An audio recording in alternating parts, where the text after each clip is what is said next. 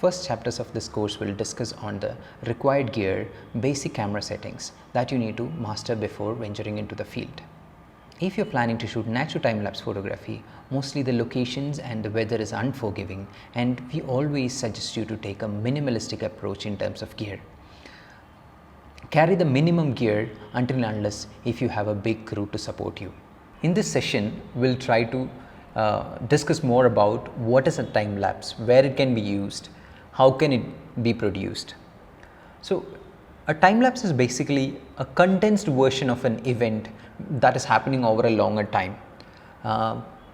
Consider an event that is happening for an hour or two that we are condensing into a format that is viewable in few seconds, like a flower blooming or a sunrise. These events are happening over a prolonged time, and the time lapse condenses them to few seconds. So the easiest method to achieve something like this is to fast forward a video. We can shoot a long video of hours and fast forward that video to achieve a time lapse. Now the other method to create a time lapse, that is what we are going to discuss throughout this course, is to capture images on a certain interval. So we can capture images on an interval based on the situation that we are in. We could decide I can capture an image after every 1 second or every 2 seconds or every day one image. So this is based on the situation or based on the duration that you required, you can choose. So there are certain advantages of shooting an image over shooting a video.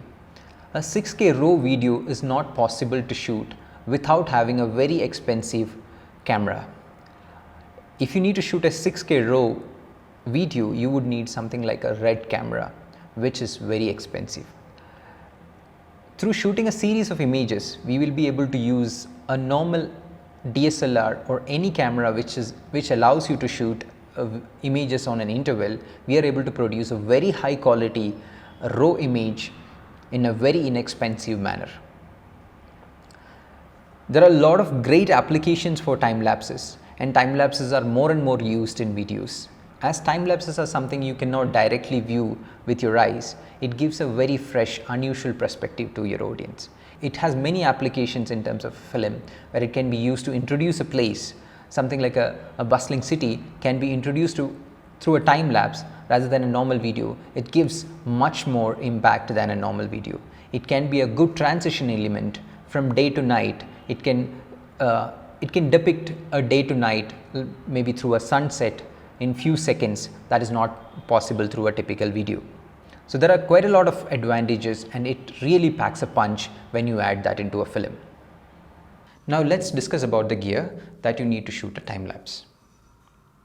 So I have a variety of different cameras from different manufacturers.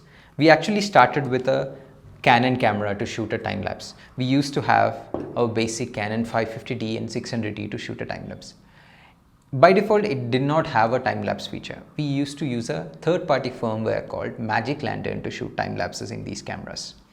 So I think this firmware is still available that you could use in your older Canon cameras to shoot time lapse. And always there is an option of an intervalometer to shoot a time lapse. But as many of these cameras have a built-in time lapse feature, we hardly use an intervalometer. Intervalometers are very cheap. You could get it for easily on an eBay or Amazon. You could buy an intervalometer, a third-party intervalometer, and you can attach to shoot a time lapse. In this course, we would mostly look into how to set up an interval using a built-in intervalometer or a software intervalometer which is available in these cameras. So our primary cameras to shoot time lapses these days are these Sony cameras. And now recently we have tried with GH5 series of cameras. So most of them have its ups and downs. So I'll explain about each camera and how to shoot a time lapse in each of these cameras. I think the easiest one to start with is the GH5S. It has a very simple menu to set up an interval. What we want in these cameras to shoot a proper time lapses and built-in intervalometer. So most of these cameras these days feature an intervalometer. So you could select here you have a specific mode for time lapse. So I have moved my already set this to a time lapse mode and my camera set to a manual mode, and I need to go to time lapse and animation in GH5s. So in this time lapse, I have an option to shoot time lapse now, or I could decide to shoot on a later time. And I have an option to set number of frames that you wanted to shoot and in what interval you want to shoot. So normally a regular time lapse I shoot with 2 to 3 seconds of interval, and I shoot around 500 frames. So I can set the number of frames that I want to shoot and the interval I want to shoot. Then I'll set, the camera would show me the total number of images that it can shoot and when it will finish the time lapse, and I can come back to my normal mode and I can start that shutter release button to start the time lapse. Once you set up your interval time as well as the total number of frames, then you can click on the shutter release button to start the time lapse. Only thing is that you need a very steady tripod or some kind of a supporting system to keep your camera steady throughout the time lapse. So you could use a very heavy tripod to small steps. As we are traveling solo mostly, we would like to keep our gear small. So I mostly use a smaller tripod which are light and I can easily carry in my backpack. As we travel with minimum gear and we travel light, we have to hike many places. So we most of the cases, if you're traveling outside, we try to use a small tripod, and if you wanted to reduce further shake, we use a sandbag or something to support the camera, support the tripod to avoid shake. So we even use the smaller Gorilla boards to shoot time lapses many times. In whatever gear that you're using, make sure that there is no movement, the camera is not moving with the wind, or there is no shake while you're shooting time lapses. Steadier the tripod, better the time lapses. So make sure that you're using some kind of a option that is very steady throughout the time lapse. So we were talking about different apps in these cameras to shoot time lapses, and I found the GH5 option is very easy, and I think the newer Canon and Nikon also have a very similar simple UI, but Sony has a very different app itself to shoot time lapses. You have to switch on to that app, and many of these cameras you need to purchase that app. It is around $20 to buy that app, and you need to install that app to your camera to shoot a time lapse. There are third-party apps available, or you could use an intervalometer also. All these cameras suit certain time lapse requirement. If I need a very high resolution time lapse, I would prefer something like this. This is a Sony a7R II. This could shoot a 42 megapixel image. So this can create almost an 8K time lapse. If you're really looking for a resolution, and if you wanted it to crop in and you use the time lapse, you need to have a very high resolution camera, something like this. But there are certain disadvantages of shooting a time lapse on cameras like this, which has a very high resolution. One is that this requires quite a lot of storage to shoot. Hardly 2 time lapses you can shoot on a 64 GB card, and processing these 42 megapixel RAW is a real pain. You need a real good computer to process a 42 megapixel RAW or something higher, that if you're shooting on a Canon 5D SR or similar cameras which has near 50 megapixel resolution. It has a lot of advantages if you have very good computer to process and lot of available memory to shoot.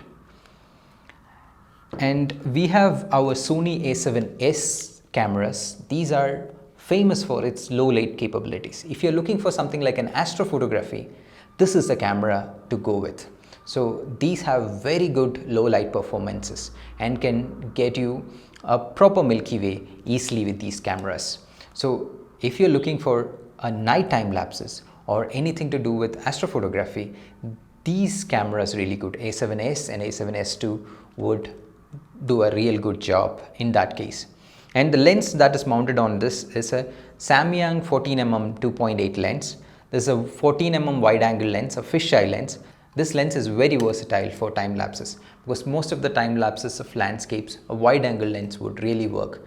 It can cover a lot of elements in the frame and lot of movements that you could see. So this lens was a good investment for us in terms of time lapse photography. So I use this camera a lot to shoot time lapses where in congested places where accessibility of a big gear is difficult. So this is something that I can literally put in my pocket and I can go anywhere. I pair it with a GorillaPod, or I have something similar here, so which can actually go to places where a bigger camera cannot go. So this is a very good option for me to shoot time lapses in many places, and this shoots a 6K time lapse with a good wide angle lens. This produces stunning results. So I carry this most of the time with me. One more equipment that I want to introduce is Genie Mini, and currently I have mounted my A7R2 onto Genie Mini, and I'm connecting the shutter release cable of Genie Mini to the USB port of Sony A7R2.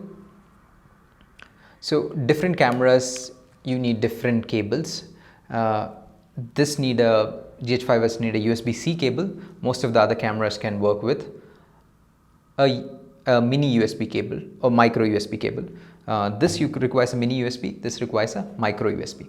So now we have connected our Genie Mini through the trigger release cable to the camera. So now I'm opening the app. So I have two modes.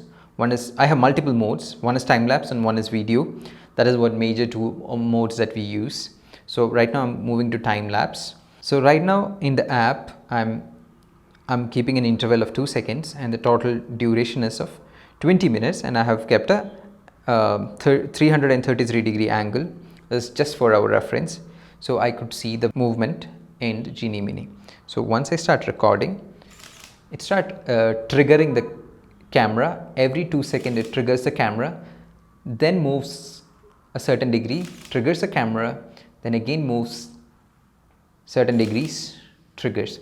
So it basically triggers, moves the camera, triggers again, and it repeats until that we reach the desired rotation and the total duration. So Genie Mini repeats this process of triggering, moving and triggering until we reach 20 minutes and the total number of frames that we have to shoot. I think now you have an overview of the various gears that you need for a time lapse. And as mentioned earlier, we are looking for something very minimalistic. There can be quite a lot of things that you can add to do a time lapse. There are a lot of things that might become necessary when you're trying to do something professionally. So at this point, we are trying to show you the basic gear that you would need to start up with your time lapse. So now we'll move on to the camera settings. So next session we'll discuss in depth about the camera settings that you would need to shoot a time lapse.